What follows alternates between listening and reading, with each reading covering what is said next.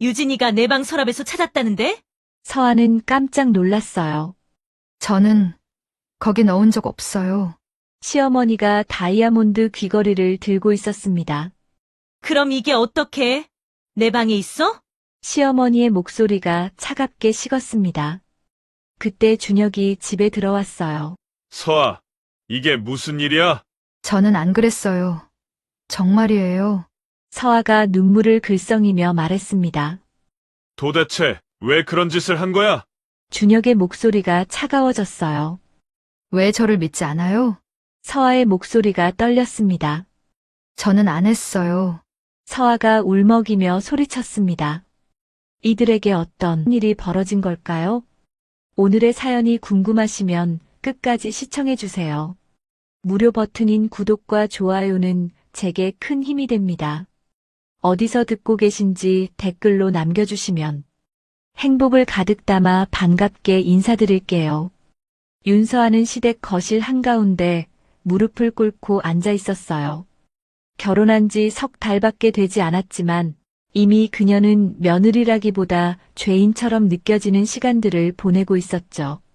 오늘도 그랬습니다.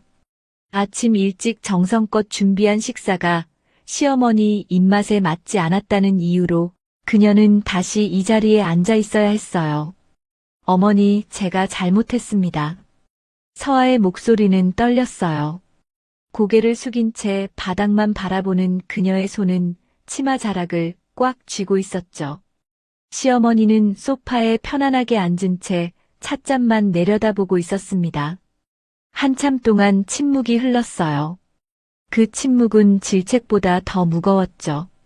고아 주제에 재벌가 며느리 노릇이 쉽게 될 줄 알았니? 시어머니의 목소리는 얼음장처럼 차가웠습니다. 서아의 가슴이 철렁 내려앉았어요. 그 말은 처음 듣는 것이 아니었습니다. 결혼 전부터, 아니 약혼식 때부터 이미 들어왔던 말이었죠. 하지만 들을 때마다 마음 한구석이 무너지는 기분이었어요. 서아는 정말로 고아였습니다. 어릴 적 부모님을 교통사고로 잃고 보육원에서 자랐어요. 친척이라고는 한 명도 없었습니다. 학비는 장학금과 아르바이트로 해결했고 25이 되던 해에 작은 카페에서 일하며 겨우 생계를 유지하고 있었죠.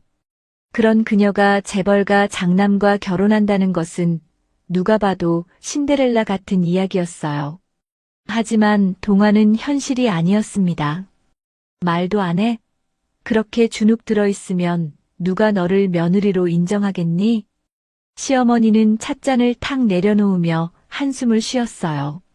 서아는 대답하고 싶었지만 목소리가 나오지 않았습니다. 무엇을 말해도 잘못이 될 것만 같았으니까요. 그저 고개만 더 깊이 숙일 뿐이었어요. 벽에 걸린 시계 소리만 똑딱똑딱 울려 퍼졌습니다. 서아의 무릎은 이미 저리기 시작했지만 일어날 수도 없었어요. 시어머니가 일어나라는 말을 하기 전까지는요. 너 같은 애가 우리 집에 들어온 게 얼마나 큰 행운인지 알기나 하니? 시어머니의 말이 계속 이어졌어요. 친정 하나 없는 주제에 시댁에서 해주는 대로 고맙게 받아들여야지. 그게 내 본분이야. 서아는 입술을 깨물었습니다. 눈물이 핑 돌았지만 참았어요. 울면 더 약해 보일 것 같았으니까요. 그때 현관문이 열리는 소리가 들렸습니다. 서아의 심장이 빠르게 뛰었어요. 남편 서준혁이었습니다. 준혁은 거실로 들어서며 상황을 한눈에 파악했어요. 무릎 꿇은 아내와 소파에 앉아있는 어머니. 이 장면은 그에게도 낯설지 않았죠. 너무 자주 반복되는 풍경이었으니까요. 어머니, 그만하세요. 준혁의 목소리에는 피로가 묻어 있었습니다. 하지만 단호함은 없었어요. 회사 일로 지쳐있던 그는 집에서까지 이런 상황을 마주하는 것이 버거웠죠. 어머니와 아내 사이에서 그는 늘 중간자였고 어느 편도 완전히 들어줄 수 없었어요. 시어머니는 아들을 바라보며 비웃듯 말했습니다. 봐라. 내 남편도 널 끝까지 못 감싸. 그 말에 서아는 천천히 고개를 들었어요. 준혁과 눈이 마주쳤습니다. 준혁의 눈빛에는 미안함이 담겨 있었지만 동시에 무력함도 느껴졌어요. 서아는 그 순간 깨달았습니다. 남편도 자신을 완전히 지켜줄 수 없다는 것을, 아니, 지켜주지 않는다는 것을요. 준혁은 넥타이를 풀며 한숨을 쉬었습니다. 어머니, 오늘 회사 일이 너무 힘들었어요. 좀 쉬게 해주세요. 그리고는 아무 말도 하지 않고 방으로 들어가 버렸어요. 서아를 일으켜 세우지도 시어머니에게 제대로 된 말 한마디 하지도 않고요. 시어머니는 자리에서 일어나며 마지막으로 한마디를 던졌습니다. 앞으로는 제대로 해. 우리 집안 체면이 얼마나 중요한지 알아야 할 거 아니니? 그리고 그녀도 거실을 떠났어요. 서아는 홀로 남았습니다. 무릎은 아팠지만 바로 일어서지 못했어요. 다리에 힘이 풀려 있었죠. 눈물이 주르륵 흘러내렸지만 소리내어 울지는 않았습니다. 그저 가만히 바닥만 바라볼 뿐이었어요. 결혼 전 서아는 믿었습니다. 사랑하는 사람과 함께라면 어떤 어려움도 견딜 수 있다고. 남편만 있으면 세상 무엇도 두렵지 않다고요. 준혁이 처음 청혼했을 때의 그 따뜻한 눈빛을 기억했어요. 서아 씨, 제가 평생 지켜드릴게요. 아무것도 걱정하지 마세요. 그때 그 말이 진심이라고 믿었습니다. 하지만 지금 이 순간 그녀는 깨닫고 있었어요. 결혼은 안식처가 아니라 버텨야 하는 자리라는 것을, 사랑만으로는 충분하지 않다는 것을요. 한참을 그렇게 앉아있던 서아는 천천히 자리에서 일어났습니다. 다리가 후들거렸지만 참았어요. 부엌으로 향했습니다. 내일 아침 식사를 미리 준비해야 했으니까요. 시어머니가 좋아할 만한 메뉴를 생각하며 그녀는 다시 한번 마음을 다잡았어요. 견뎌야 한다고. 이것이 자신이 선택한 삶이라고요.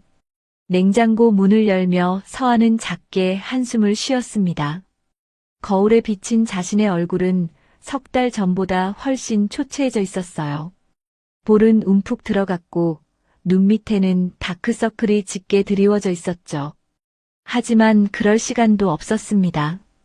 내일도 모레도 계속 이렇게 살아야 하니까요. 부엌 창문 밖으로 어두운 밤하늘이 보였어요. 별 하나 없는 깜깜한 하늘이었습니다. 서아는 그 하늘을 바라보며 생각했어요. 언젠가는 나아질까? 언젠가는 시어머니도 자신을 인정해줄까? 언젠가는 준혁이 자신을 제대로 지켜줄까? 하지만 답은 나오지 않았습니다. 그저 희미한 희망만 품은 채 서아는 다시 내일을 준비하기 시작했어요. 준혁이 서아를 처음 만난 건 결혼하기 3년 전이었어요. 그날은 가을비가 억수같이 쏟아지던 밤이었습니다. 회사 회식을 마치고 운전해서 집으로 돌아가던 길이었죠. 도로는 비에 젖어 반짝였고 앞이 잘 보이지 않을 정도로 빗줄기가 거셌어요. 그때 준혁의 시야에 도로 옆에 쓰러져 있는 사람이 보였습니다. 처음엔 그냥 지나칠까 생각했어요. 밤늦은 시간이었고 혹시 모를 위험이 있을 수도 있었으니까요. 하지만 발이 떨어지지 않았습니다. 차를 세우고 우산을 들고 다가갔어요. 괜찮으세요? 비에 흠뻑 젖은 여자가 무릎을 감싸쥐고 있었습니다. 서아였어요. 그녀는 고개를 들어 준혁을 바라봤어요. 창백한 얼굴에 눈물인지 빗물인지 모를 것들이 흘러내리고 있었죠. 죄송해요, 괜찮아요. 서아는 일어서려고 했지만 다리에 힘이 풀려 다시 주저앉았습니다. 무릎에서는 피가 흘러나오고 있었어요.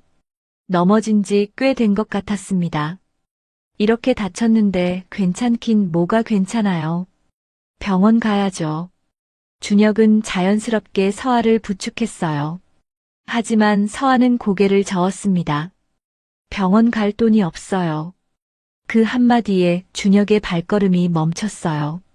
서아는 부끄러운 듯 고개를 숙였습니다. 그냥 집에 가서 소독하면 될 것 같아요. 신경 써주셔서 감사합니다. 하지만 준혁은 그녀를 놓아주지 않았어요. 제가 데려다 드릴게요. 치료는 받으셔야죠. 결국 서아는 준혁의 차에 타게 되었습니다. 차 안은 금세 빗물 냄새로 가득 찼어요. 준혁은 히터를 틀고 근처 약국으로 향했습니다. 병원은 부담스러우시니까 약국에서 응급처치만 하시죠. 약국에서 소독약과 밴드를 사고 근처 편의점에 차를 세웠어요. 준혁은 따뜻한 커피 2잔을 사서 돌아왔습니다. 여기서 잠깐 처치하고 가세요. 서아는 조심스럽게 무릎에 상처를 닦기 시작했어요. 준혁은 그 모습을 가만히 지켜봤습니다. 젖은 옷에 엉킨 머리카락, 떨리는 손. 하지만 그녀의 눈빛만큼은 단단했어요. 혼자 사세요? 준혁이 조심스럽게 물었습니다. 서아는 잠시 망설이다가 고개를 끄덕였어요. 내 가족이 없어요. 고아예요. 담담하게 말했지만 그 목소리에는 외로움이 묻어 있었습니다. 일하다가 퇴근하는 길에 넘어졌어요. 길이 미끄러워서요. 무슨 일 하세요? 카페에서 아르바이트하고 있어요. 저녁에는 편의점도 하고요. 서아는 쑥스러운 듯 웃으며 말했습니다. 돈을 많이 벌어야 해서요. 대학 등록금 갚아야 하고 생활비도 벌어야 하고. 준혁은 가슴 한편이 먹먹해졌어요. 자신은 태어날 때부터 모든 게 주어진 삶을 살았는데 이 여자는 하루하루를 이렇게 치열하게 살아가고 있었던 거죠. 꿈이 있으세요? 준혁의 질문에 서아는 잠시 생각하다가 말했어요. 평범하게 사는 거요. 아프지 않고 굶지 않고 그냥 조용히 살고 싶어요. 그렇게 작은 꿈조차 이루기 힘든 삶이라는 게 준혁에게는 낯설었습니다. 처음 만난 사람한테 이런 얘기해서 죄송해요. 서아가 머리를 극적이며 말했어요. 아니에요. 저도 오히려 좋네요. 준혁은 진심으로 말했습니다. 회사에서는 늘 눈치를 봐야 했고 집에서는 부모님의 기대에 부응해야 했죠. 진솔한 대화를 나눌 사람이 없었어요. 하지만 이 낯선 여자 앞에서는 편안함이 느껴졌습니다. 집까지 태워다 드릴게요. 아니에요. 여기서 괜찮아요. 이 밤에 어떻게 혼자 가시게 놔둬요. 타세요. 결국 서아는 준혁의 차를 타고 집까지 가게 되었어요. 낡은 원룸 건물 앞에 차가 멈췄습니다. 정말 감사했어요. 덕분에 큰일 날 뻔한 거 막았어요. 서아는 90도로 인사를 하고 차에서 내렸습니다. 그 뒷모습을 보며 준혁은 이상한 기분이 들었어요. 왠지 이대로 보내면 안 될 것 같은 느낌이었죠. 저기요. 준혁이 차창을 내리고 불렀습니다. 서아가 돌아봤어요. 연락처 좀 알 수 있을까요? 무릎 상태 확인하고 싶어서요. 서아는 잠시 망설이다가 핸드폰 번호를 알려줬습니다. 그날 밤 집에 돌아온 준혁은 계속 그 여자가 떠올랐어요. 비에 젖은 모습, 담담하게 자신의 상황을 말하던 목소리, 그리고 그 작은 꿈. 며칠 후 준혁은 용기를 내어 서아에게 문자를 보냈습니다. 무릎은 괜찮으세요? 그때 도와드린 사람입니다. 서아의 답장은 금방 왔어요. 네, 덕분에 잘 나았어요. 정말 감사했습니다. 그렇게 두 사람의 인연이 시작되었습니다. 처음엔 가끔씩 안부를 묻는 문자였어요. 그러다 준혁이 먼저 커피를 마시자고 제안했고 서아는 조심스럽게 응했죠. 만날 때마다 준혁은 서아에게 끌렸어요. 돈도 배경도 없었지만 늘 남을 먼저 걱정하던 여자. 자신의 어려움은 감추면서도 다른 사람에게는 따뜻했던 여자. 어느 날 준혁은 깨달았습니다. 자신이 서아를 사랑하고 있다는 것을요. 집안이 아닌, 조건이 아닌, 오로지 그 사람 자체를 사랑하는 건 처음이었어요. 1년 후 준혁은 서아에게 고백했습니다. 저와 사귀어 주시겠어요? 서아는 놀란 표정으로 준혁을 바라봤어요. 저는 준혁 씨랑 어울리지 않아요. 저는 아무것도 없는 사람이에요. 저에겐 서아 씨가 전부예요. 준혁의 진심 어린 고백에 서아는 결국 고개를 끄덕였습니다. 그렇게 두 사람은 연인이 되었어요. 그때만 해도 서아는 몰랐습니다. 이 사랑이 자신에게 얼마나 큰 시련을 가져올지. 서아와 준혁이 사귄 지 1년이 지났을 때 준혁은 부모님께 여자친구를 소개하기로 마음먹었어요. 더 이상 숨길 수 없었습니다. 진지하게 결혼까지 생각하고 있었으니까요. 아버지, 어머니, 소개시켜드리고 싶은 사람이 있어요. 주말 저녁 식사 자리에서 준혁이 조심스럽게 말을 꺼냈습니다. 아버지는 신문을 내려놓고 준혁을 바라봤어요. 어머니는 찻잔을 든 채 미소를 지었죠. 오, 드디어 우리 아들이 결혼 생각을 하는구나. 어떤 집안 딸인데? 아버지의 첫 질문이었습니다. 준혁은 잠시 망설였어요. 그게 집안은 없습니다. 고아예요. 순간 식탁 분위기가 얼어붙었습니다. 어머니의 미소가 사라졌고 아버지는 안경을 벗으며 한숨을 쉬었어요. 뭐라고? 고아? 네, 어릴 때 부모님을 잃고 보육원에서 자랐습니다. 준혁은 최대한 침착하게 말했어요. 하지만 정말 좋은 사람이에요. 성실하고 착하고. 안 돼. 어머니가 단호하게 말을 끊었습니다. 준혁아, 우리 집안이 어떤 집안인지 알잖니? 고아랑 결혼하겠다고? 아버지의 목소리가 높아졌어요. 재벌가 장남이 미쳤냐? 너 지금 농담하는 거지? 아니요, 진심입니다. 준혁은 물러서지 않았어요. 저는 서아 씨와 결혼하고 싶어요. 절대 안 돼. 어머니가 벌떡 일어섰습니다. 친정도 없는 애를 우리 집 며느리로 받아들일 순 없어. 가문 망신이야, 가문 망신. 아버지도 화를 냈어요. 당장 헤어져. 이건 명령이다. 하지만 준혁은 고개를 저었습니다. 죄송하지만 그건 못하겠습니다. 저는 서아 씨가 아니면 결혼 안 합니다. 그날 밤 집안은 발칵 뒤집혔어요. 친척들이 모두 모였습니다. 할아버지부터 시작해서 큰아버지, 작은아버지까지 모두가 준혁을 설득하려 했어요. 준혁아, 내가 우리 집안의 장손이야.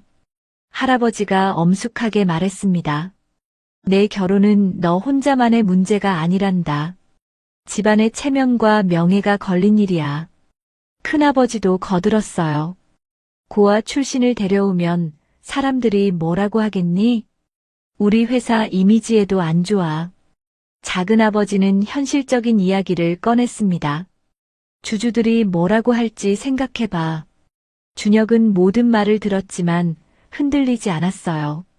저는 서아 씨를 사랑합니다. 사랑? 사랑으로 결혼해? 어머니가 비웃듯 말했습니다. 결혼은 현실이야. 사랑만 가지고는 안 돼. 특히 우리 같은 집안에서는 더더욱 그래. 며칠 동안 설득이 이어졌어요. 준혁은 회사에 나가도 집에 들어와도 계속 같은 이야기를 들어야 했습니다. 심지어 어머니는 다른 재벌가 딸들의 프로필을 가져왔어요. 이 애는 어때?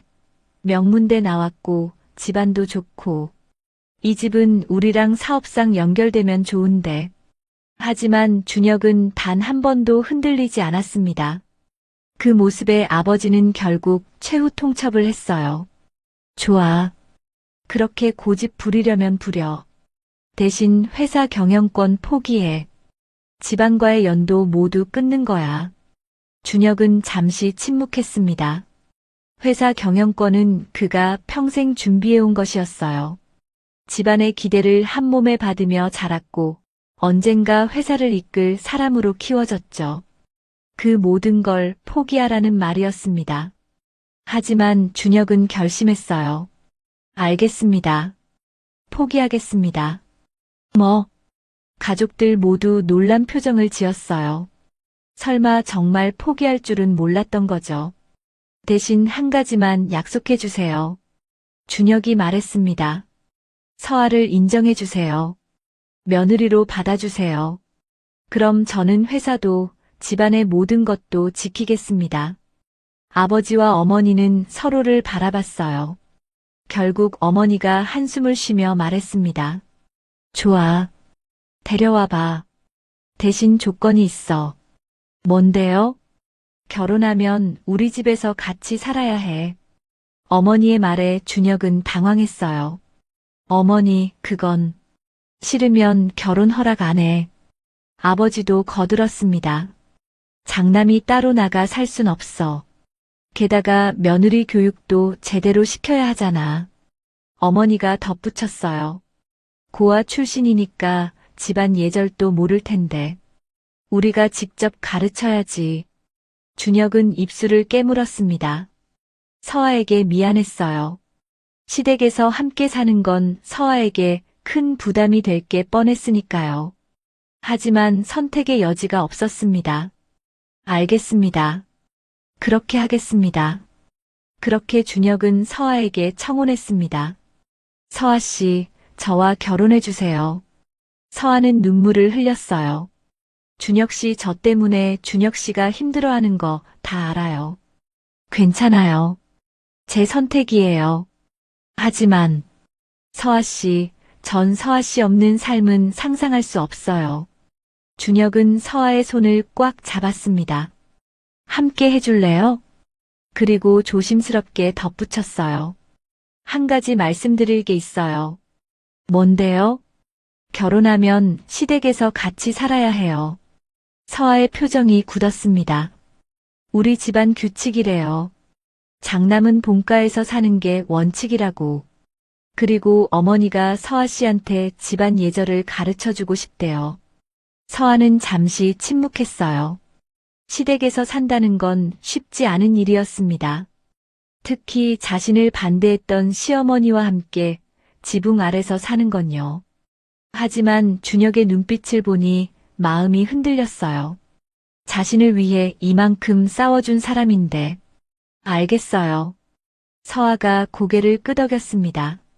최선을 다할게요. 좋은 며느리가 되도록 노력할게요. 미안해요, 서아 씨. 아니에요. 준혁 씨가 저를 선택해 준 것만으로도 감사해요.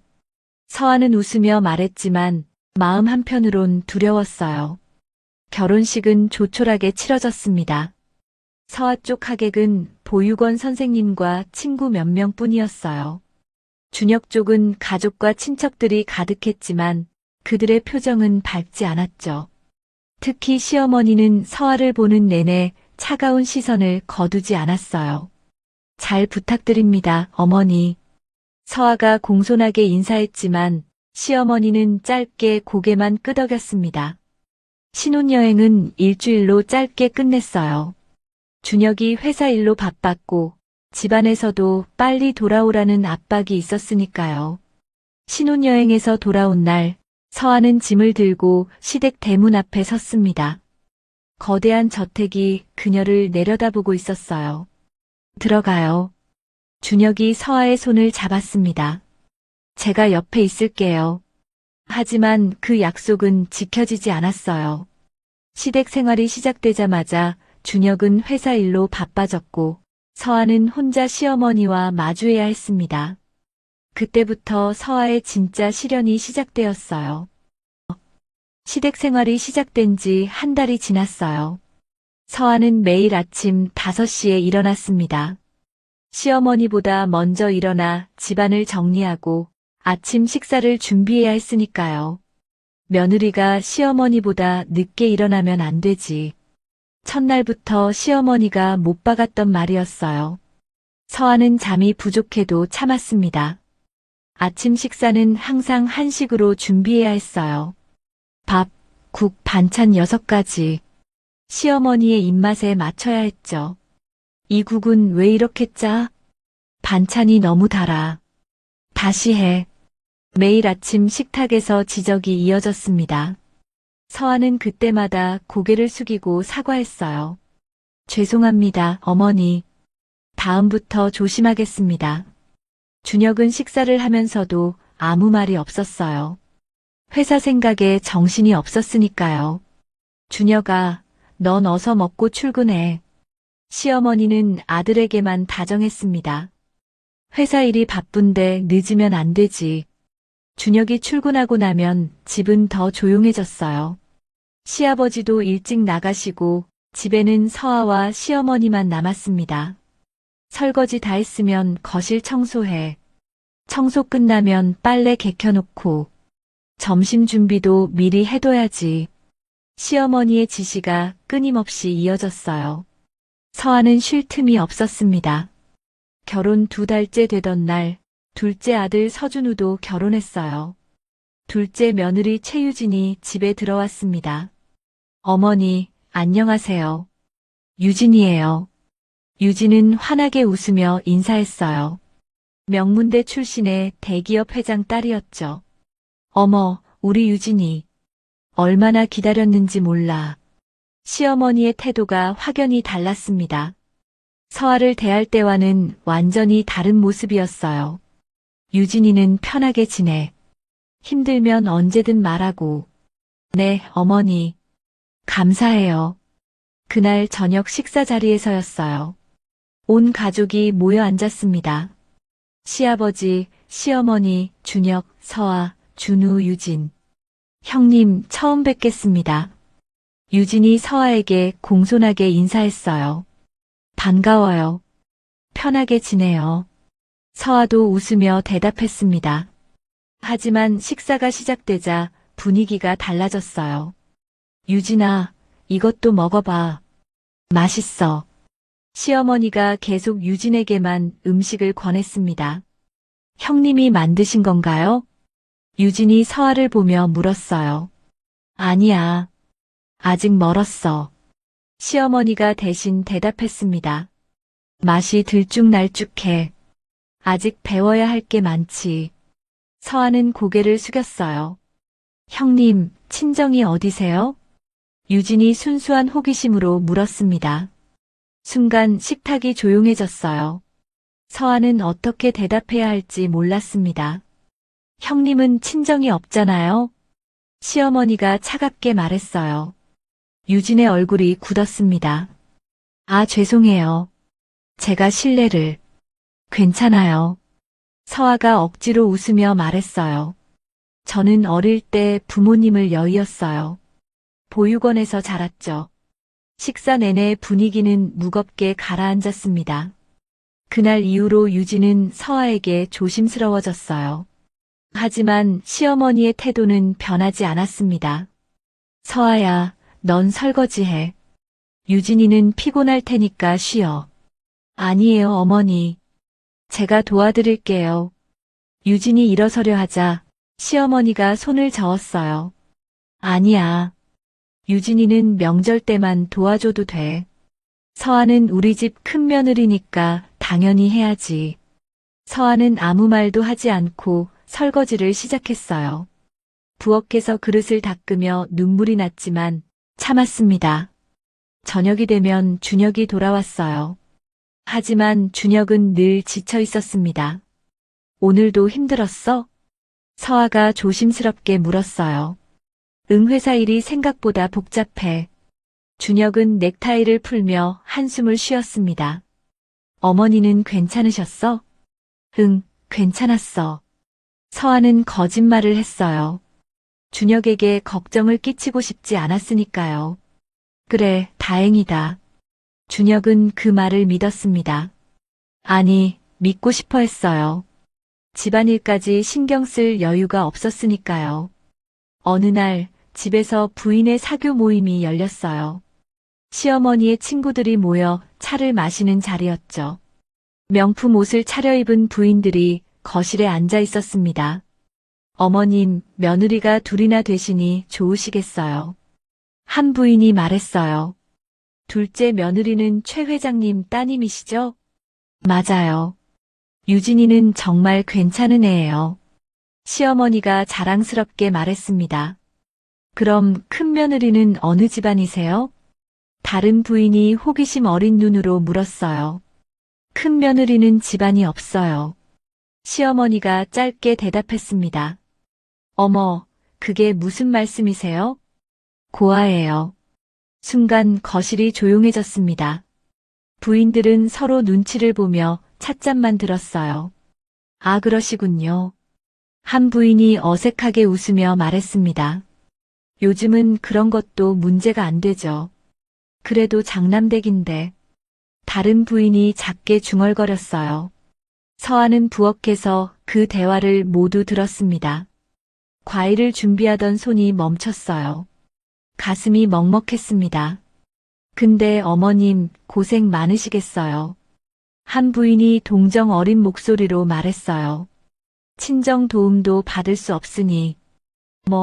그래도 순한 애니까 괜찮아요. 시어머니가 한숨을 쉬며 대답했습니다. 가르치면 되죠. 부인들은 고개를 끄덕이며 화제를 돌렸어요. 그나저나 다음 주 자선 행사 가시죠? 당연하죠. 유진이 어머니도 오신대요. 대화는 다른 주제로 넘어갔습니다. 서아는 준비한 과일을 들고 거실로 나갔어요. 과일 준비했습니다. 조용히 상에 올려놓았습니다. 부인들은 서아를 힐끗 쳐다보며 수군거렸어요. 서아는 그 시선을 느끼면서도 아무렇지 않은 척했습니다. 서아야, 부엌 정리하고 올라가 있어. 시어머니가 차갑게 말했어요. 네, 어머니. 서아는 고개를 숙이고 부엌으로 돌아갔습니다. 부엌 문을 닫는 순간 다시 거실에서 웃음소리가 들렸어요. 하지만 서아는 그 웃음에 끼지 못했습니다. 밤이 되어 준혁에게 그 이야기를 하려다가 서아는 입을 다물었습니다. 말해봤자 달라지는 건 없을 거라는 걸 알았으니까요. 준혁은 이미 잠들어 있었어요. 서아는 침대 끝에 앉아 창밖을 바라봤습니다. 결혼 전에는 좁은 원룸이었지만 그곳이 더 편했던 것 같았어요. 지금 이 넓은 저택은 감옥처럼 느껴졌습니다. 아무도 자신의 편이 아니었어요. 시어머니는 차갑고 시아버지는 무관심하고 남편은 지쳐있고 동서는 미안해하면서도 어쩔 수 없다는 표정이었죠. 서아는 혼자였습니다. 완전히 혼자였어요. 그날 밤 서아는 처음으로 생각했습니다. 과연 내가 이 집에서 버틸 수 있을까? 이 생활이 언제까지 계속될까? 하지만 답은 나오지 않았어요. 그저 내일도 모레도 똑같은 하루가 반복될 거라는 걸 알 뿐이었습니다. 서아는 조용히 눈을 감았어요. 눈물이 흘러내렸지만 소리내어 울지는 않았습니다. 준혁이 깰까봐. 그렇게 서아는 매일 밤 혼자 울었어요. 누구에게도 말하지 못하는 외로움과 서러움을. 결혼한 지 1년이 지났어요. 서아는 점점 지쳐가고 있었습니다. 매일 반복되는 시댁 생활은 그녀를 조금씩 무너뜨렸어요. 어느 날 아침 서아는 샤워를 하다가 멈췄습니다. 가슴에 뭔가 만져졌어요. 작은 멍울이었습니다. 처음엔 대수롭지 않게 생각했어요. 피곤해서 그런가 보다. 하지만 며칠이 지나도 멍울은 사라지지 않았습니다. 오히려 조금씩 커지는 것 같았어요. 서아는 불안했지만 병원에 갈 시간이 없었습니다. 시어머니가 허락해줄 리도 없었고요. 어디 아파? 어느 날 저녁 준혁이 물었어요. 아니, 괜찮아. 서아는 웃으며 대답했습니다. 요즘 얼굴이 안 좋아 보여. 그냥 좀 피곤해서 그래. 걱정 마. 서아는 준혁을 안심시켰어요. 하지만 몸은 점점 이상해지고 있었습니다. 피곤함이 가시지 않았고 가끔 가슴에 통증이 느껴졌어요. 그날도 서아는 아침 식사를 준비하고 있었습니다. 부엌에서 국을 끓이고 있는데 유진이 들어왔어요. 형님, 제가 도와드릴게요. 괜찮아요. 거의 다 했어요. 서아가 웃으며 말했습니다. 아, 형님. 그런데 어머니가 찾으시던 귀걸이 있잖아요. 유진이 조심스럽게 말을 꺼냈어요. 네. 혹시 형님이 보셨나 해서요. 귀걸이요? 아니요, 못 봤어요. 서아는 고개를 저었습니다. 그렇군요. 어머니가 며칠 전부터 못 찾으시거든요. 유진은 그렇게 말하고 나갔어요. 서아는 이상한 느낌이 들었지만 대수롭지 않게 생각했습니다. 그날 저녁 식사 시간이었어요. 온 가족이 식탁에 모였습니다. 시아버지, 시어머니, 준혁, 서아, 준우, 유진. 그런데 말이야. 시어머니가 입을 열었습니다. 내 다이아몬드 귀걸이 못 봤니? 귀걸이요? 준혁이 물었어요. 며칠 전부터 안 보여. 시어머니의 시선이 서아에게 향했습니다. 서아야, 너 청소할 때 본 거 없어? 아니요, 어머니. 못 봤습니다. 서아는 고개를 저었어요. 이상하네. 분명 화장대 위에 뒀는데. 제가 잘 찾아볼게요, 어머니. 유진이 말했습니다. 유진이는 착하네. 서아는 청소하면서도 못 봤다니. 시어머니가 비꼬듯 말했어요. 식사가 끝나고 며칠이 지났습니다. 귀걸이는 여전히 나오지 않았어요. 그러던 어느 날 시어머니가 큰 소리로 서아를 불렀습니다. 서아야, 당장 내려와. 서아는 급하게 거실로 내려갔어요. 시어머니와 유진이 서 있었습니다. 이게 뭐야? 시어머니가 손에 무언가를 들고 있었어요. 바로 그 다이아몬드 귀걸이였습니다. 어머니, 그게 유진이가 내 방 서랍에서 찾았다는데. 서아는 깜짝 놀라 유진을 바라봤어요. 형님, 제가 청소 도와드리려고 들어갔다가. 유진이 미안한 표정으로 말했습니다. 화장대 서랍에서 우연히 발견했어요. 저는 거기 넣은 적 없어요. 서아가 급하게 말했어요. 그럼 이게 어떻게 내 방에 있어? 시어머니의 목소리가 차갑게 식었습니다. 정말 몰라요. 저는 보지도 못했어요. 보지도 못했는데 내 서랍에 있다고? 어머니, 정말 아니에요. 저는 됐어. 이제 보니까 내 본성이 나오는구나. 시어머니가 한숨을 쉬었어요. 역시 고아 출신은 다르네. 그 말에 서아의 가슴이 무너졌습니다. 어머니, 저는 정말로. 말하지 마. 증거가 다 있는데 뭘 더 말해. 그때 준혁이 집에 들어왔어요. 무슨 일이에요? 준혁아, 내 와이프 좀 봐. 시어머니가 귀걸이를 들어보였습니다. 내 귀걸이를 자기 방에 숨겨뒀어. 뭐라고요? 준혁이 놀란 표정으로 서아를 바라봤어요. 서아, 이게 무슨 일이야? 저는 안 그랬어요. 정말이에요. 서아가 눈물을 글썽이며 말했습니다. 그럼 어떻게 내 방에 있어? 준혁의 목소리가 차가워졌어요. 몰라요. 저도 모르겠어요. 형님 서랍에서 제가 직접 찾았어요. 유진이 조심스럽게 말했습니다. 청소하다가 우연히 발견한 거예요. 준혁은 유진을 보고 어머니를 보고 서아를 봤어요. 서아, 정말 내가 한 거야? 아니라니까요. 왜 저를 믿지 않아요? 서아의 목소리가 떨렸습니다. 준혁이 한숨을 쉬었어요. 도대체 왜 그런 짓을 한 거야? 저는 안 했어요. 서아가 울먹이며 소리쳤습니다. 그럼 귀걸이가 스스로 걸어 들어간 거야? 시어머니가 비웃듯 말했어요. 준혁아, 내 아내 좀 단속해. 네, 어머니. 죄송합니다. 준혁이 고개를 숙였어요. 그리고 서아를 보며 차갑게 말했습니다. 서아, 방에 들어가 있어. 오늘은 얘기하기 싫어. 서아는 믿을 수가 없었어요. 준혁이 자신을 믿지 않다니. 증거도 없이 유진의 말만 믿다니. 준혁 씨, 들어가. 지금은 너 보기 싫어. 준혁의 말에 서아는 완전히 무너졌습니다.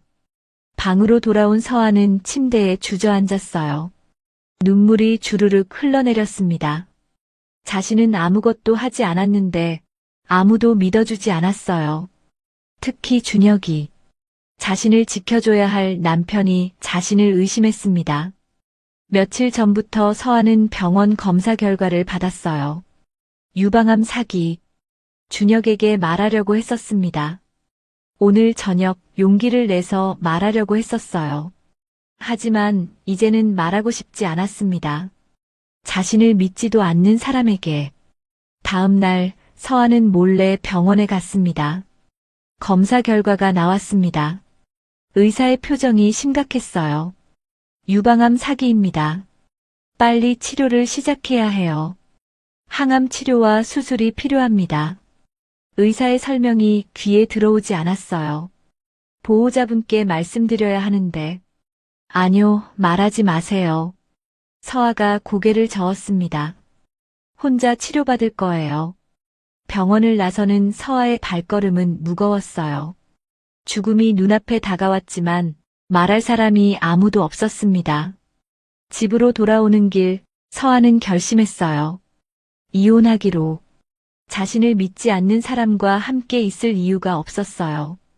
병과 싸우면서 시댁 눈치까지 볼 자신도 없었습니다. 차라리 혼자가 나았어요.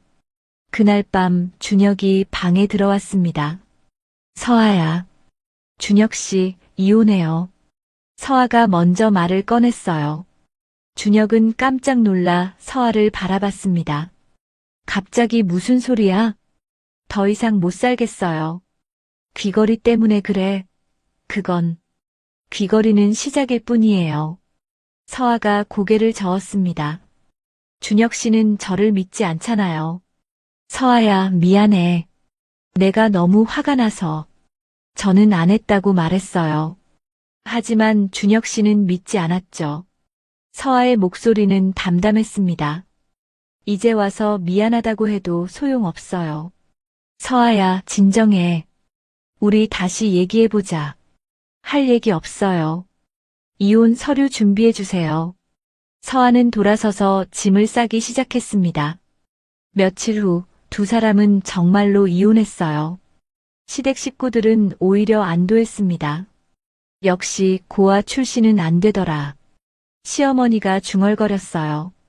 도둑질까지 하다니. 준혁은 아무 말도 하지 않았어요. 뭔가 잘못됐다는 생각이 들었지만 이미 늦었습니다. 서아는 작은 가방 하나만 들고 집을 나섰습니다. 뒤돌아보지 않았어요. 이제 정말 혼자였습니다. 병든 몸으로 의지할 곳 없이. 하지만 서아는 후회하지 않았어요. 적어도 더 이상 상처받지 않아도 되니까요. 그렇게 서아는 준혁의 삶에서 사라졌습니다. 이혼 후 서아는 완전히 혼자였습니다. 작은 원룸을 얻어 이사했어요. 결혼 전 살던 곳보다도 더 좁았습니다. 하지만 이곳이 그 넓은 저택보다 편했어요. 적어도 눈치 볼 사람이 없었으니까요.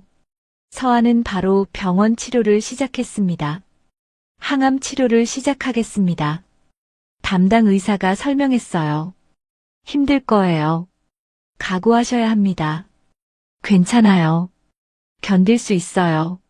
서아는 담담하게 대답했습니다. 첫 항암 치료가 시작되었어요. 약물이 몸속으로 들어가자 온몸이 뒤틀리는 것 같았습니다. 구역질이 밀려왔고 머리가 깨질 듯 아팠어요. 서아는 화장실로 달려가 토했습니다. 아무것도 먹지 않았는데 계속 구역질만 났어요. 거울을 보니 얼굴이 창백했습니다. 며칠 후 머리카락이 빠지기 시작했어요. 베개에, 빗에, 손에. 머리카락이 수북이 쌓였습니다. 서아는 거울 앞에 섰어요. 듬성듬성 빠진 머리카락을 보며 조용히 눈물을 흘렸습니다. 이제 정말 병든 사람이 됐구나. 서아는 가위로 남은 머리카락을 모두 잘랐어요. 짧게 자른 머리를 보니 낯선 사람이 거울에 비쳤습니다. 항암 치료는 계속되었어요. 한 달, 두 달, 세 달. 서아의 몸은 점점 야위어 갔습니다.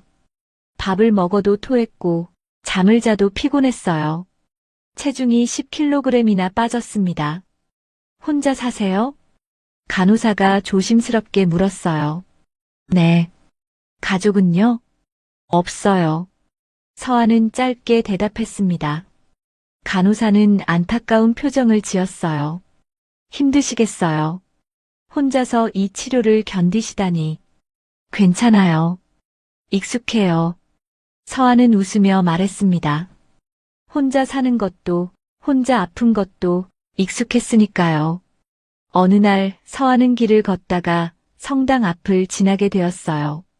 높은 첨탑과 십자가가 보였습니다. 발걸음이 멈췄어요. 왜인지 그 안으로 들어가고 싶었습니다. 성당 문을 열고 들어가니 조용한 공간이 펼쳐졌어요. 촛불이 켜져 있고 십자가가 정면에 걸려 있었습니다. 서아는 맨 뒷자리에 앉았어요.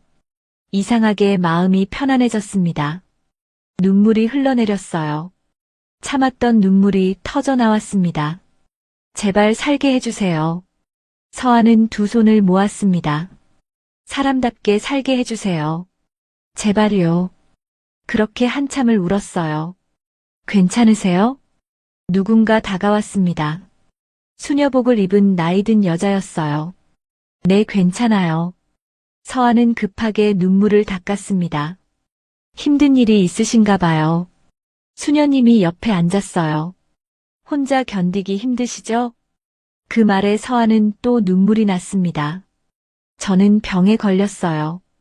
그리고 아무도 없어요. 의지할 사람이. 수녀님은 서아의 손을 잡았습니다. 따뜻했어요. 혼자가 아니에요. 주님이 함께 하세요. 주님이요? 네. 당신의 아픔을 다 아시는 분이죠. 서아는 그날부터 성당에 다니기 시작했어요. 치료를 받고 돌아오는 길 항상 성당에 들렀습니다. 그곳에서 기도하고 수녀님들과 이야기를 나눴어요. 조금씩 마음이 평온해졌습니다. 1년이 지났습니다. 기적처럼 병이 호전되기 시작했어요. 암세포가 줄어들고 있어요. 의사가 놀란 표정으로 말했습니다. 계속 이렇게 가면 완치도 가능해요. 서아는 믿을 수가 없었어요. 죽을 줄만 알았는데 살 수 있다니. 감사합니다. 정말 감사합니다. 서아는 눈물을 흘렸습니다. 그날 저녁 서아는 성당으로 달려갔어요. 수녀님, 병이 나아지고 있대요. 정말요? 정말 다행이에요. 수녀님이 서아를 안아주었습니다. 주님께서 들어주셨네요. 서아는 그 품에서 한참을 울었어요. 기쁨의 눈물이었습니다. 2년이 지났습니다. 서아는 완치 판정을 받았어요. 축하드립니다. 이제 괜찮아요. 의사의 말에 서아는 주저앉았습니다. 살았어요. 정말로 살아남았습니다. 수녀님, 저 결심했어요. 어느 날 서아가 수녀님을 찾아갔습니다. 무엇을요? 수녀가 되고 싶어요. 서아의 눈빛은 단호했어요. 주님이 저를 살려주셨어요. 이제 제 삶을 주님께 드리고 싶어요. 수녀님은 서아를 오래 바라봤습니다. 정말 확실해요? 네. 이보다 확실한 적이 없어요. 그렇게 서아는 수녀 지망자가 되었습니다. 3년간의 준비 기간을 거쳤어요. 기도하고 봉사하고 공부했습니다. 힘들었지만 행복했어요. 드디어 서원식 날이 왔습니다. 서아는 하얀 수녀복을 입었어요. 거울을 보니 낯설면서도 평온한 얼굴이 비쳤습니다. 윤서아 수녀님, 주교님이 서아의 손을 잡았습니다. 주님의 종이 되신 것을 축하합니다. 감사합니다. 서아는 고개를 숙였어요. 눈물이 흘러내렸습니다. 이제 새로운 삶이었어요. 아픔도 외로움도 절망도 모두 지나갔습니다. 수녀가 된 서아는 매일 기도했어요. 아픈 사람들을 돌보고 외로운 사람들을 위로했습니다. 수녀님 감사해요. 어느 할머니가 서아의 손을 잡았어요. 덕분에 힘이 나요. 천만에요. 제가 더 감사해요. 서아는 웃으며 대답했습니다. 정말이었어요. 이렇게 누군가를 돕는 것이, 이렇게 평온하게 사는 것이 행복이라는 걸 알았습니다. 5년이 흘렀습니다. 서아는 성당에서 가장 신뢰받는 수녀가 되었어요. 사람들은 그녀를 찾았고 그녀는 모두를 따뜻하게 맞아주었습니다. 수녀님은 정말 강한 분이세요. 젊은 수녀가 말했어요. 큰 병을 이겨내셨다면서요? 네. 주님이 도와주셨어요. 서아는 고개를 끄덕였습니다. 혼자였지만 견딜 수 있었어요. 존경스러워요. 서아는 웃으며 창밖을 바라봤어요. 과거의 아픔은 이제 희미해졌습니다. 준혁도 시댁도 그 모든 상처도 이제는 기억 저편의 일이었어요. 새로운 삶을 살고 있었으니까요. 세상에서 가장 조용하지만 가장 단단한 삶을. 그날도 서아는 성당에서 기도했습니다. 감사합니다. 이렇게 살게 해주셔서. 이제 저는 행복합니다. 촛불이 조용히 흔들렸어요. 십자가 앞에 무릎 꿇은 서아의 얼굴은 평화로웠습니다. 그렇게 서아는 완전히 새로운 사람이 되었어요. 아무도 그녀의 과거를 몰랐습니다. 그저 자애롭고 따뜻한 수녀님으로만 알았죠. 서아도 과거를 말하지 않았어요.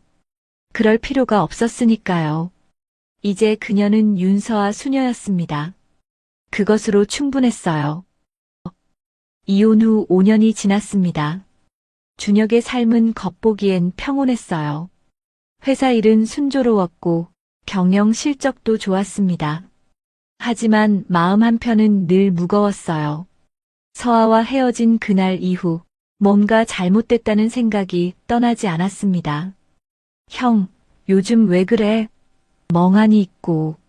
준우가 물었어요. 아니야. 그냥 피곤해서.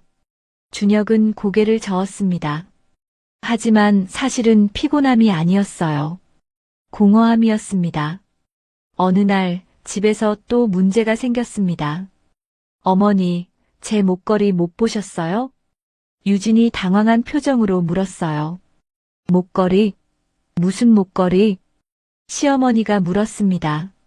결혼 선물로 받은 진주 목걸이요. 어디 뒀는데?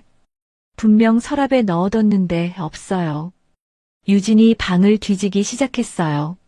한참을 찾더니 화장대 뒤쪽 틈새에서 목걸이가 나왔습니다.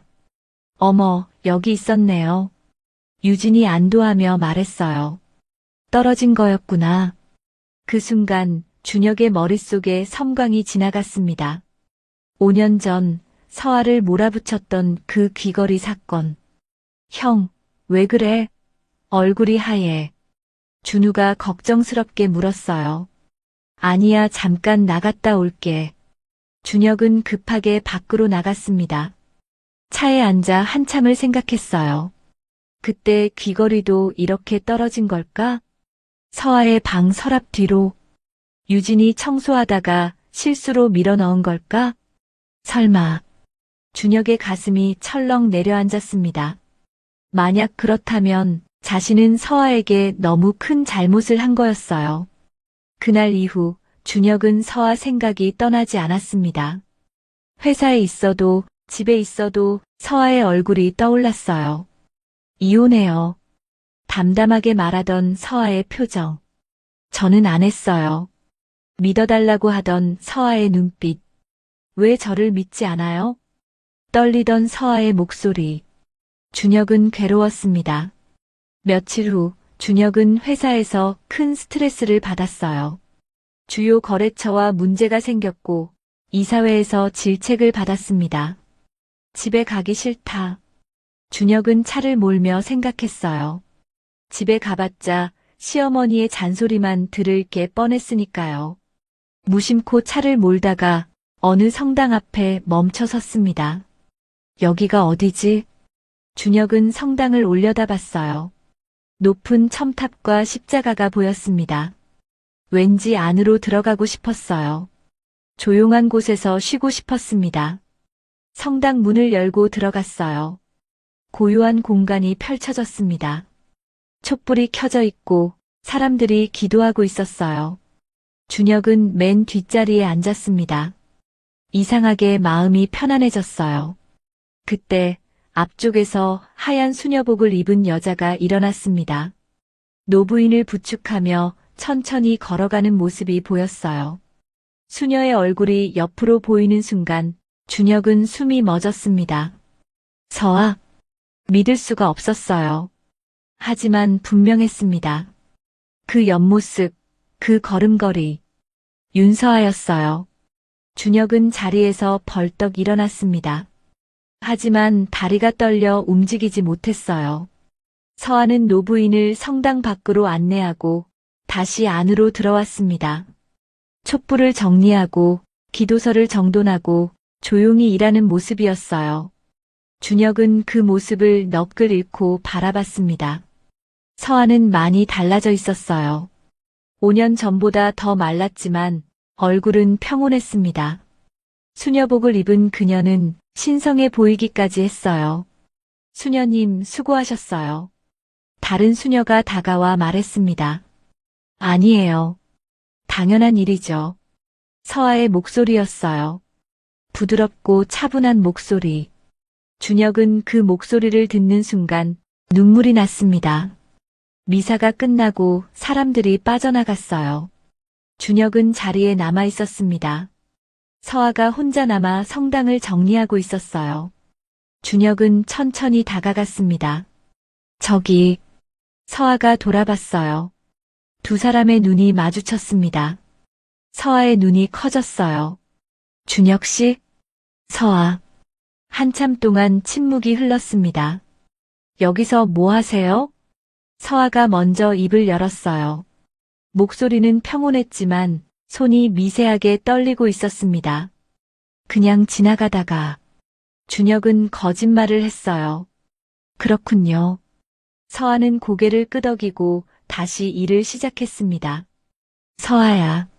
수녀님이에요. 이제. 서아가 준혁을 바라보며 말했어요. 과거는 다 지난 일이에요. 서아야, 미안해. 정말 미안해. 준혁의 목소리가 떨렸습니다. 뭐가요? 그때 귀걸이 사건. 내 말을 믿지 않았던 것. 다 지난 일이에요. 서아는 담담하게 말했습니다. 이제 상관없어요. 아니야. 나는 상관 있어. 준혁이 한 걸음 다가갔어요. 너를 잘못 의심했어. 내 말을 들어줬어야 했는데. 그때 할 말이 있었죠? 서아가 조용히 물었습니다. 저한테 하려던 말이요. 준혁은 멈칫했어요. 무슨 말이었어? 그때 하려던 게. 서아는 잠시 침묵했습니다. 이제 중요하지 않아요. 서아야.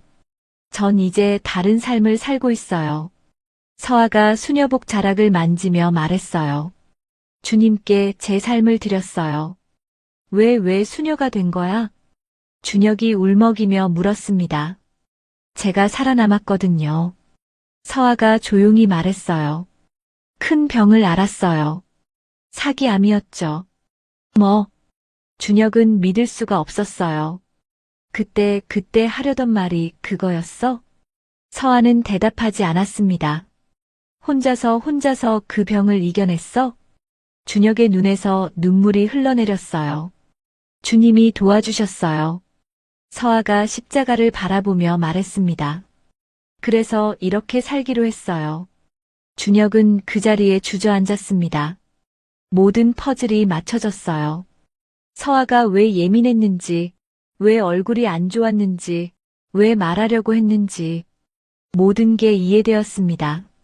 그리고 자신이 얼마나 큰 잘못을 했는지도. 미안해, 정말 미안해. 준혁은 바닥에 엎드려 울었어요. 제발 용서해줘, 미안해. 서아는 그런 준혁을 내려다봤습니다. 예전 같았으면 가슴이 아팠을 거예요. 하지만 지금은 평온했습니다. 일어나세요, 준혁 씨. 서아가 말했어요. 전 이미 다 용서했어요. 서아야. 주님께서 용서하라 하셨으니까요. 서아는 준혁을 일으켜 세웠습니다.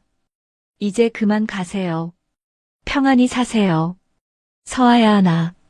안녕히 가세요. 서아는 돌아서서 성당 안쪽으로 걸어갔어요. 준혁은 그 뒷모습을 바라봤습니다. 멀어지는 하얀 수녀복. 다시는 잡을 수 없는 사람. 준혁은 그 자리에 한참을 서 있었어요. 후회가 밀려왔습니다. 왜 그때 서아의 말을 들어주지 않았을까? 왜 믿어주지 않았을까? 왜 지켜주지 못했을까? 모든 게 늦었습니다. 서아는 이미 다른 세상에 살고 있었어요. 준혁이 닿을 수 없는 곳에. 그날 이후 준혁은 달라졌습니다. 성당에서 서아를 본 충격은 컸어요. 집으로 돌아온 준혁은 며칠 동안 아무 말도 하지 않았습니다. 준혁아, 왜 그래? 어디 아파? 시어머니가 걱정스럽게 물었어요. 아니요, 괜찮아요. 준혁은 짧게 대답했습니다. 하지만 괜찮지 않았어요. 서아가 겪었을 고통을 생각하면 가슴이 찢어지는 것 같았습니다. 혼자서 암과 싸웠다니. 의지할 사람 하나 없이. 자신은 그런 서아를 의심하고 내쳤습니다. 준혁은 더 이상 참을 수 없었어요. 어머니, 말씀드릴 게 있습니다. 어느 날 저녁, 준혁이 가족을 모았습니다.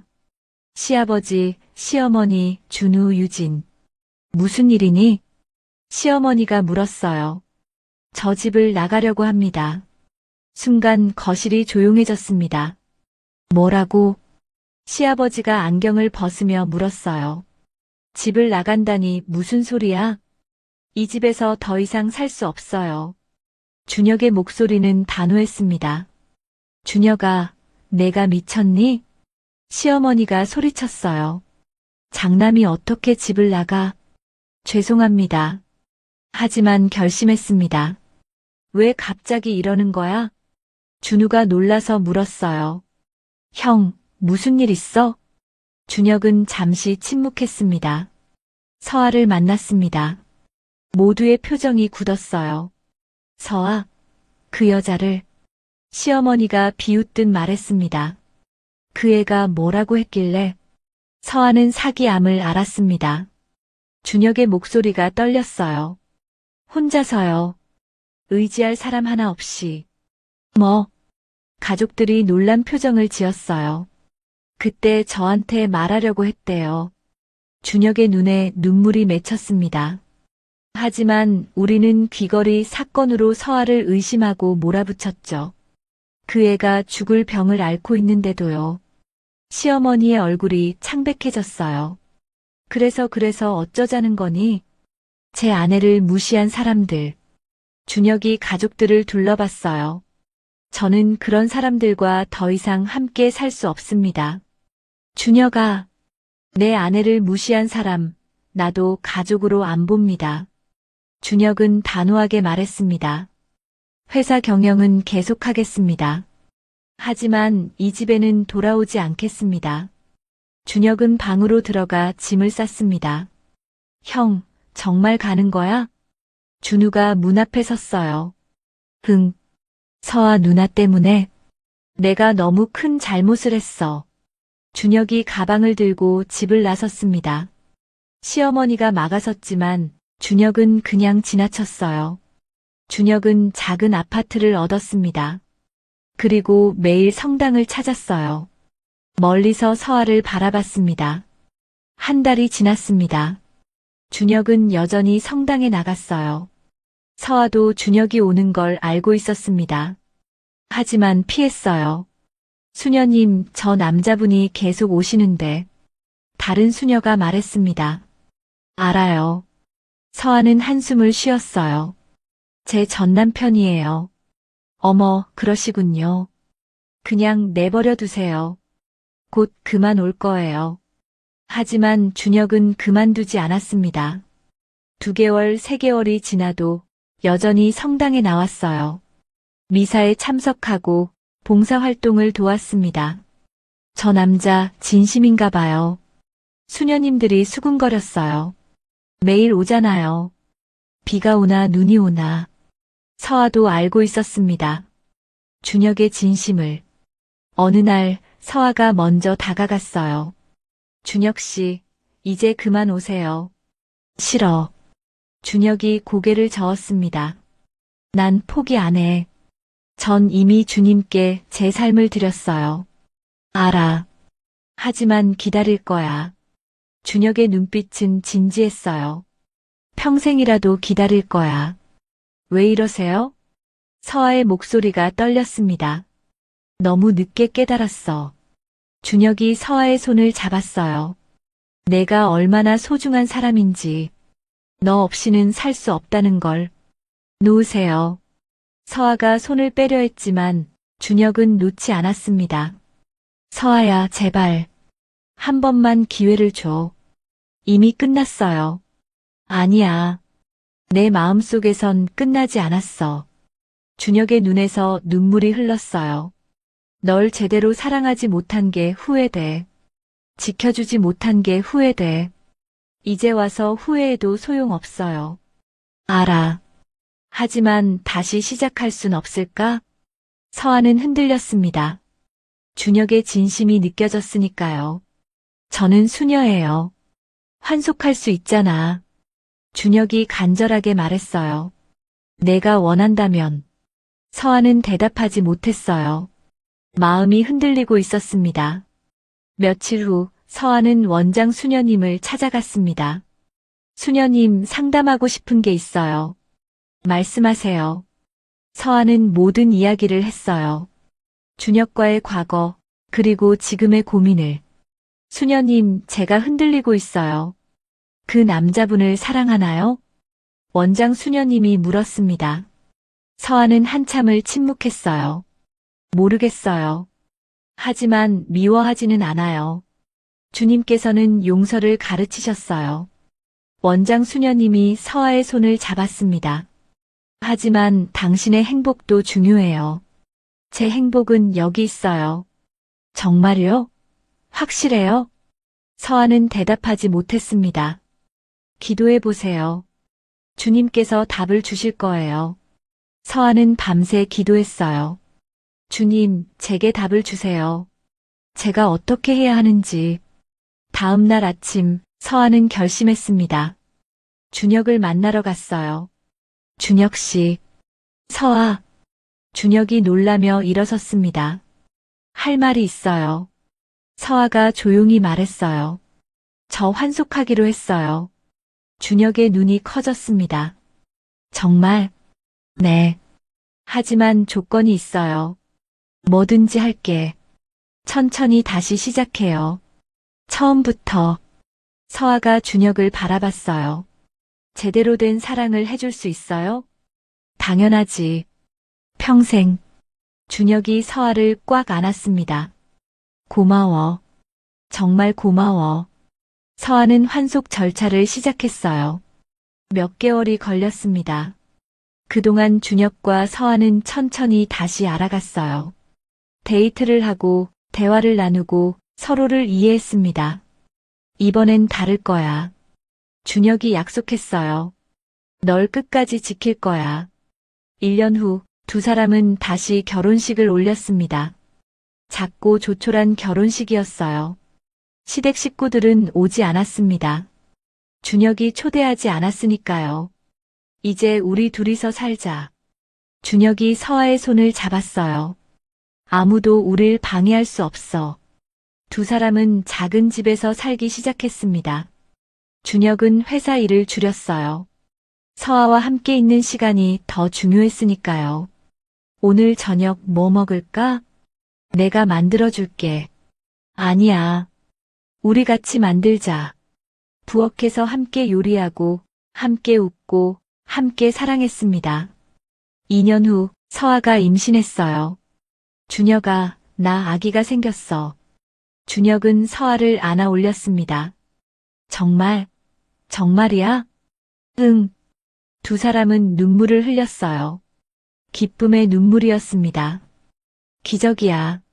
정말 기적이야. 서아가 배를 쓰다듬었습니다. 암을 이겨낸 것도 기적인데 아기까지. 우리 아기는 축복받은 아이야. 준혁이 서아의 배에 입을 맞췄어요. 사랑 많이 받고 자랄 거야. 10개월 후 건강한 딸이 태어났습니다. 우리 딸 예쁘다. 준혁이 아기를 안으며 눈물을 흘렸어요. 이름 뭐로 할까? 은혜, 윤은혜. 서아가 말했습니다. 주님의 은혜로 얻은 아이니까. 좋아. 은혜야. 준혁이 아기를 서아에게 건넸어요. 우리 가족 행복하게 살자. 서아는 아기를 안으며 웃었습니다. 이번엔 정말 끝까지. 3년이 지났습니다. 준혁과 서아는 행복하게 살았어요. 은혜는 건강하게 자랐고 두 사람의 사랑은 더욱 깊어졌습니다. 어느 날 시어머니가 연락을 했어요. 준혁아, 한 번만 만날 수 있을까? 왜요? 미안하다고 말하고 싶어서. 준혁은 서아를 바라봤습니다. 너 생각은? 서아는 잠시 생각하다가 고개를 끄덕였어요. 만나자. 용서는 했으니까. 준혁과 서아는 시어머니를 만났습니다. 시어머니는 많이 늙어 있었어요. 서아야, 미안하구나. 시어머니가 서아의 손을 잡았습니다. 그때 정말 미안했어. 괜찮아요, 어머니. 서아가 웃으며 말했어요. 이미 다 지난 일이에요. 손녀를 볼 수 있을까? 당연하죠. 서아가 은혜를 안아왔어요. 시어머니는 손녀를 보며 눈물을 흘렸습니다. 예쁘다, 정말 예쁘구나. 은혜라고 해요. 은혜, 좋은 이름이네. 그날 이후 가족 관계도 조금씩 회복되었어요. 완전히 예전처럼은 아니었지만 서로를 존중하며 지냈습니다. 5년이 흘렀습니다. 준혁과 서아는 여전히 행복했어요.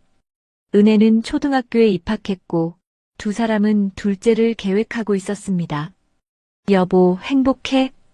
준혁이 물었어요. 당연하지. 서아가 준혁의 손을 꽉 잡았습니다. 이보다 더 행복할 순 없어. 나도. 준혁이 서아를 안았어요. 널 다시 만나서 정말 다행이야. 나도. 다시 사랑할 수 있어서. 두 사람은 창밖을 바라봤습니다. 햇살이 따스하게 비치고 있었어요. 긴 터널을 지나 두 사람은 마침내 행복을 찾았습니다. 이번엔 아무도 그들을 갈라놓을 수 없었어요. 준혁은 서아를 끝까지 지켰고 서아는 준혁을 끝까지 사랑했습니다. 그것이 두 사람의 진짜 사랑이었습니다. 여러분은 어떻게 생각하시나요? 서아처럼 용서하고 다시 시작할 수 있을까요?